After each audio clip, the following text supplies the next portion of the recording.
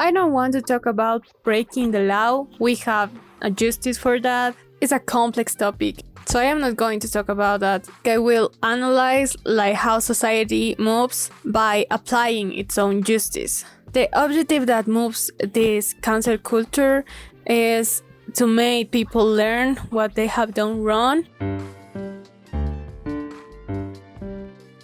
We had made a lot of things like really horrible. As an example, how women were treated as witches. I think this is a way of punishing people in a public way. This person is like an example of the things that you shouldn't do. In the past, we had been wrong in some things, and that makes me think that maybe the things that we are doing now in the future, we will be asking ourselves why we did that.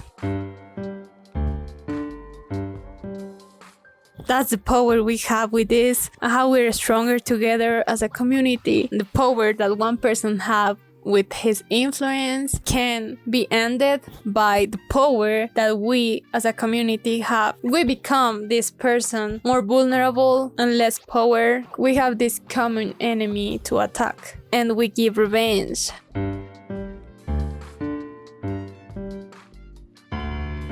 We like transparency, but also we like to see the virtues of people, because if we only see the negative aspects of some person, we wouldn't follow them. So you just have a little part of this person and an idea that is far from reality. Maybe you will have clips of his life, but maybe in a romanticized way. As an example, Ariana Grande, she had the hair like that because it's her personal brand. She also have like another way of being like out of media. That doesn't mean Ariana Grande, it's not Ariana Grande. That means that you just have a part of her. It's me, but it's like, okay, there's another me. For now, I think it's like a really nice private separation.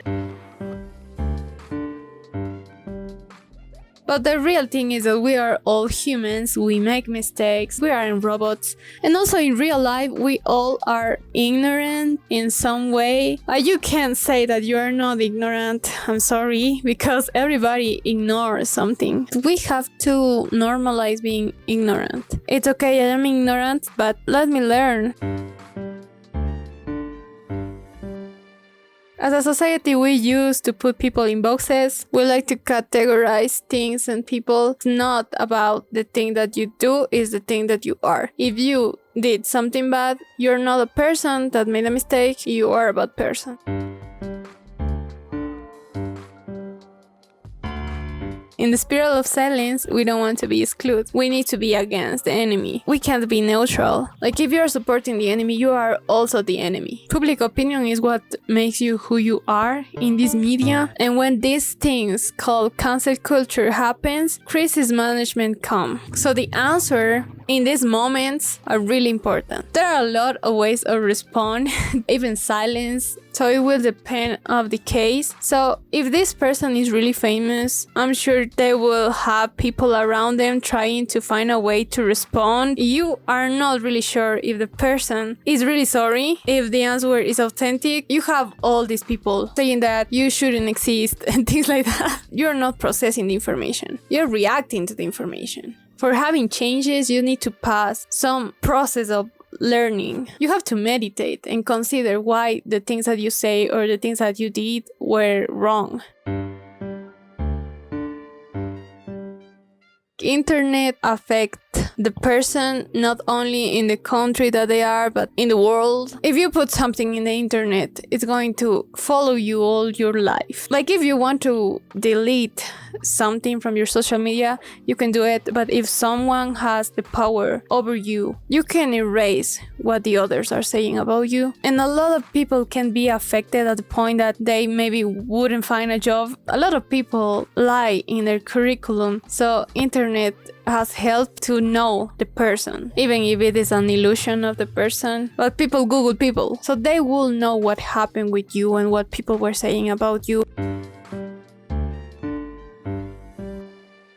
Now, the power that this community have, how do we know that it is the right thing? So my answer for this is more complex because I think it depends of the community. If you are going to say something and you don't know the community, maybe you will be lynched by that community. You don't deserve to be part of the community. In a global community, it becomes harder because it's difficult to find where to go. And that's saying that you really are doing things wrong. There are cases where people have received false accusations. There is a quote that I hear for uncomfortable questions, and she said that human beings are not fair. We desire justice, but it's unnatural. And she also said that we call the misfortunes of our enemies as justice, which is something like really crazy for me. Like, that's a quote that let me think a lot. If we saw that someone is breaking the law, it's normal that we want to evidence that. That's why we have the justice. I know it's not perfect, but they're trying to. So they study the case, and still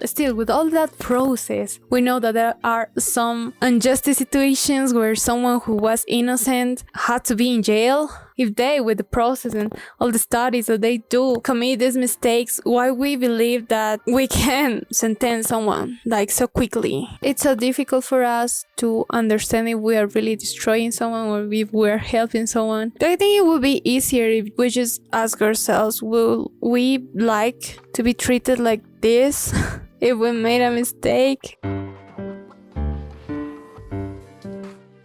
I think it affects them emotionally. The words the community usually says when someone is cancelled are really, really bad. Like, if you can read some comments of people that have been cancelled, you will notice that, like, they don't have any filter. Like, they literally send people to end with their lives.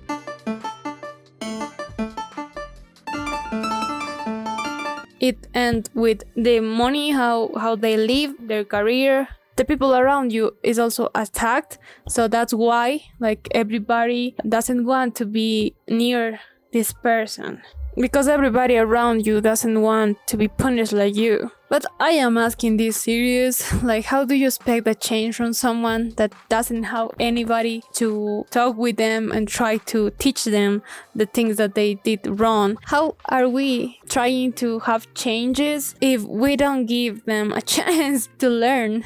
And I have to say that I like to boycott brands, which I don't know if right now if it is really good or bad, because I hate the things that they do. I don't like how they treat people, and it's something obvious that is wrong, because I don't want these things to continue happening. But I guess I also need to give them the opportunity to make things better. Maybe I would like to have a dialogue with these billionaires, which is not going to happen. Make them understand why they are wrong and why they need to change. I don't understand how these companies are not cancelled, but the influencers with a comment are not able to have a job. Yeah, I don't understand.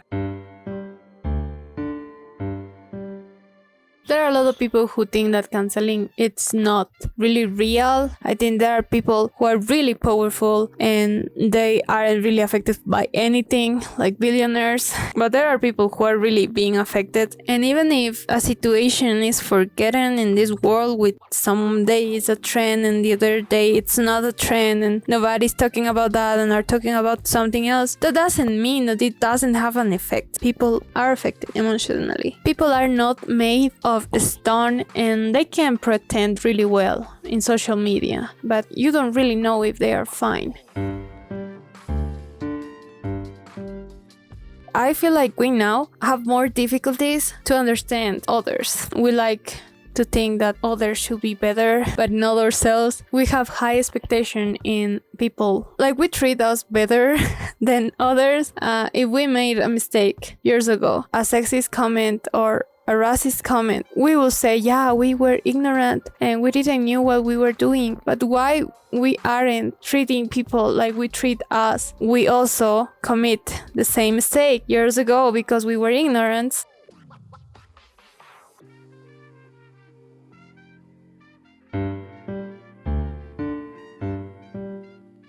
So it's canceling a good option to balance society. I don't think that's the solution. When I was thinking in this subject, I was thinking in the train and this philosophy situation. It said like you can make the train go to kill one person or to kill all of the people that are in the train, which you choose. It doesn't matter. That is still cruel. That situation just make you the center of the situation. Some of those options are making you feel better. And if we really think that as a society we have a power, I think we should use it in a right way. I think the best way of growing as a society is by listening to each other. We don't have to assume that something is something without hearing what really happened, and not just from one part but from other parts.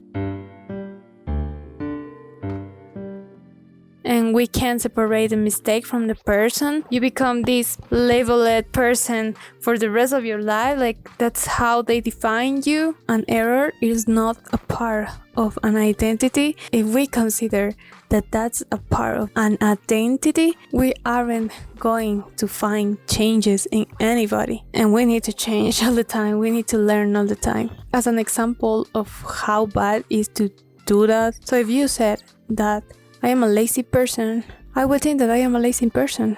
It's not that I was lazy in a moment. It's like I am a lazy person.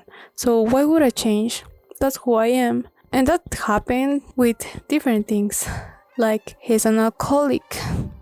Things don't know what they want with their lives. They just want to play games. With the dreams that they have aren't going to give any change to this world. We consider these words as true, and it's so difficult to get it out of our heads. So if you can use your words for make them believe that they can do more, give them the chance. That's one of my solutions, using your words. Edify people.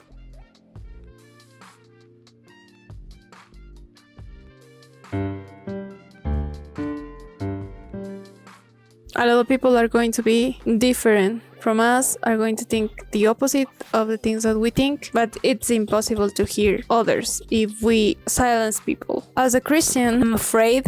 I know like a lot of people are not going to think the same as me. I want them to talk and to don't be afraid. So why I am being afraid? Why I'm not capable of speaking about the things that I believe? I still have some fear, but if I keep silence, I am not really defending what I believe, that is the liberty of expression. I think the right of speak is the more powerful thing that you have. If you're silenced, you lose a lot. It's really sad that there are a lot of hate speeches from both sides. Let's have conversations where I expose my arguments and you expose yours. It doesn't really need to end in one side saying that you're right. If we just hear each other and try to understand each other is a big step. I was reading a book and I like a part of the book that I think it shows perfectly how we need to listen to each other. Momo is a girl who knows how to listen. That's her superpower. And there's a part where two guys hate each other, but after they talk a lot, they start to be friends again. So we have to learn to manage conflict. Listening and speaking are really, really important. We need to dialogue, we need to communicate, to debate, to share our differences. Let's think that ignorance is an opportunity to learn something new. And remember that us as humans are complex, and if we make a mistake, we will need time to analyze the situation, and we will need also support.